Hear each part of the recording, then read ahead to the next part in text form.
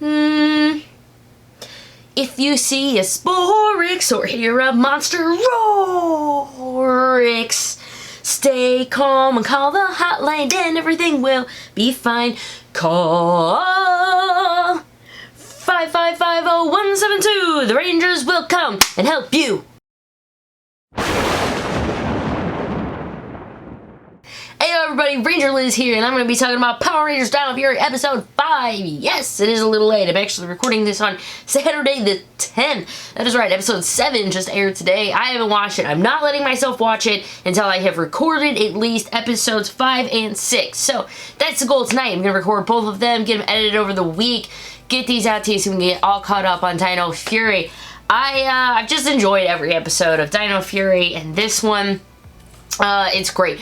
A lot of great messages in it, and it's an Izzy-focused episode. We just got Izzy, and now we get an Izzy-focused episode. I am all for it. Let's get to it. Izzy and Lily. We meet Lily. She is Izzy and Javi's cousin, and she has some form of intellectual disability and is a part of the Special Olympics. And it is a fantastic message getting her in there. I love the character and what they did with it, and the fact that they let Izzy be kind of mean to her. Like, they didn't just baby her. They were like, no, you're the guest star. You're getting yelled at. Ha! Welcome to being on Power Rangers. You're either going to get electrocuted with something, a monster's going to appear in front of you, or you're going to get mad. Roarix. Anywho. She is, so she's training for this big cross-country meet, junior state, whatever, I don't know. But overall, it was just a cute way. Everything's got introduced. But mostly, it also showed us that Izzy is a very, very fierce competitor. And they even mentioned it later on in the show that, you know, do you wake up at 5 a.m. to start training? Keep that in mind when we start talking about why, like, Izzy and Lily and that confrontation, what happened. But that Izzy really has been, probably her whole life, her dad, you know, the only way to prove you're the best is to win. Wake up at 5 a.m. to start training every day. This girl has a killer mentality, a competitive nature and spirit. And as someone who, again, Izzy is my spirit ranger, putting in and thinking of myself back and being in high school, yeah, she had competition. She had everything. She puts everything, like, if you want to do this, you have to be the best. And you have to win, and keep that mentality in a little bit as we talk more about what she, everything. But basically, Saban needs her because, hey, it had a great idea. Remember where your keys were found? Well, maybe your Zords are going to be nearby. So we're going to start digging, and unfortunately, Saban's going to need a thing to help find the Zord, hopefully. Gotta find some parts, whatever. The whole, I sung the song, you all know.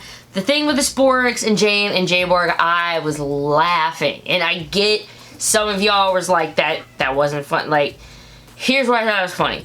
One, the sock puppet, the Jayborg outfit were just way hilarious. And the song, I was just rolling because I knew people were going to be like, about it online. And I'm just like, let it happen, scroll. But I really like the song. But mostly because I have a 4-year-old and I'm looking at those kids and I'm like, yeah, they like 4, between, you know, probably like 3 and 6 years old. Sitting there and, you know, watching them act, and running, and how, you know, the one girl stayed calm and called the number, but like whenever they had to run, obviously, because not just the Sporix, but the Sporix turned into a beast. I guess Mucus has got a tracker on or something. He's like, cousin? He's like Stitch, you know. We didn't have a lot of Stitch references this year in Dino Fury, but he knows, you know, cousin goes to pick him up. They flee, and again, J were probably going to be the ones who are going to be taking care of finding the monsters and whatever, but the fact that Jayborg picked up that kid, like, sideways and just, running out, I was rolling. Jane and Jayborg, they have the comedic stuff. They're rolling down later in the trash can, all, look, I see my daughter laughing her head off at it, and so to me, it makes it that much more funny. So, that's what I get with that.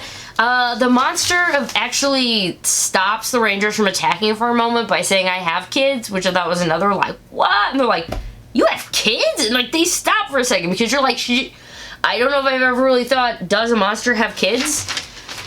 Maybe. I mean, Rita and Zed apparently had a kid at one point that was Thrax, so like, I don't know if he was evil, but then he didn't get the Z-Wave, and we are not talking about the Z-Wave. They go leave, but Mucus hears that they are hunting Zord, so goes back, gives the idea to Void Knight, who's like, wait a second, they have all this stuff, because remember, they're back at Area 62, he has maps and yada yada, finds a place where they're like, hey, they found a metal, they didn't know, all we gotta do is dig down, because it's, you know, there's millions of years of rock, whatever, I mean, you're still, at least they're staying on the thing, and so they've got to make something to get to this Zord.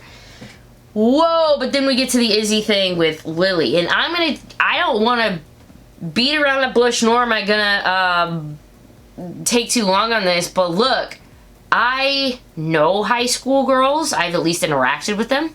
I was once a high school girl. I was a substitute teacher in high school. Yeah, before I did all this, I was actually a substitute teacher. I thought I wanted to be a teacher. Man, I am so glad I did not become a teacher. Anywho, I have some experience with teenage girls. They are mean. Let me just put that out there. Teenage girls are mean! And honestly, I saw Izzy, I tried to put myself in her shoes. I'm like, look, she snapped, but here's the thing. One, it's her cousin, and obviously, you know, it's your cousin and your family, you're a little easier to give them some shit, right? Like, that's just the way it is. But, you know, she was like, I didn't eat lunch, so I'm hungry. There's strike two. One, she's your cousin. You can lay on her a bit more. Two, she's hangry. Yo, tell me if you don't skip lunch and you're trying to work out on an empty stomach, you're not going to get a little mad at the person who was supposed to have brought you food, and then they show up late, and you're like, what? So, that is two.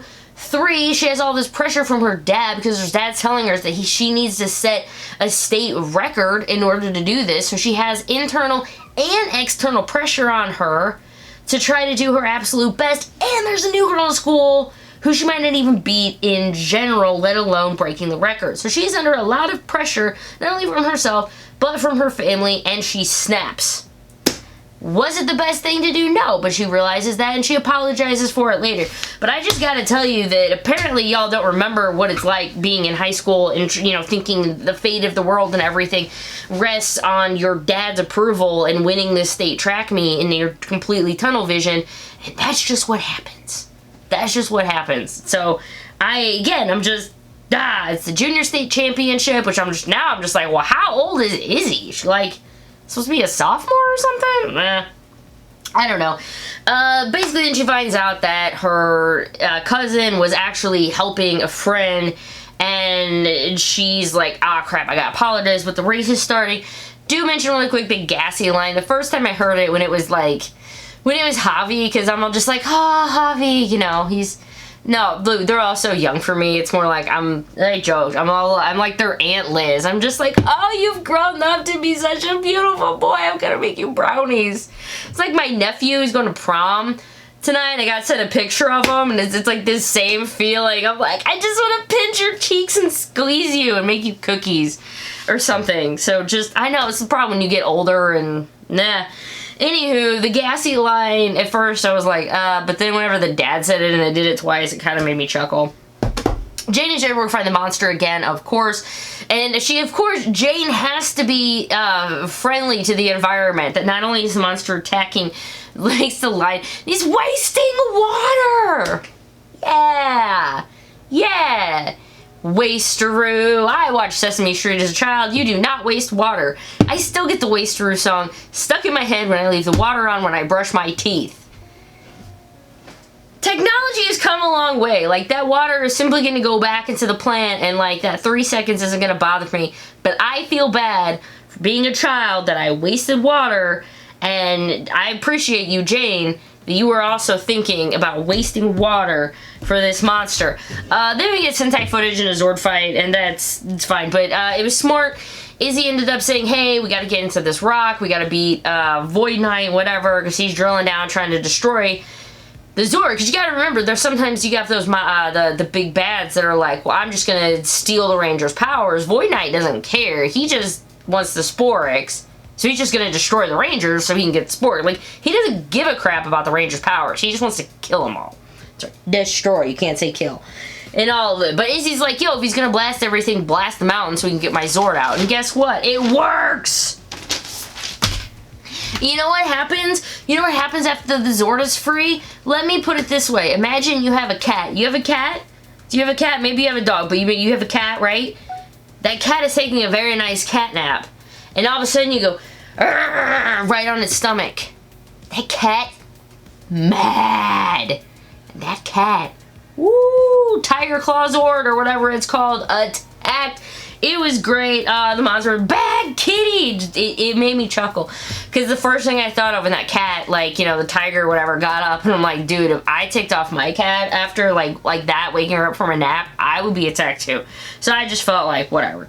Anywho, they defeated, yay, Izzy gets her Zord, got a Zord formation, got a focus episode, only in episode 5. We've gotten a lot of love for the female Rangers in the first 5 episodes, and I can't just, God, thank you so much. It feels so nice to be like, wow, I forgot what it's like to have 2 girls in a season, and actually, oh, it's wonderful. It's wonderful. But at the end, there's another thing about Izzy. She stopped because one of her rival or whatever in school hurt her ankle. So she stopped and helped her up while everybody ran back. I'm not going to get into the like logistics of that isn't really how timing and races and whatever.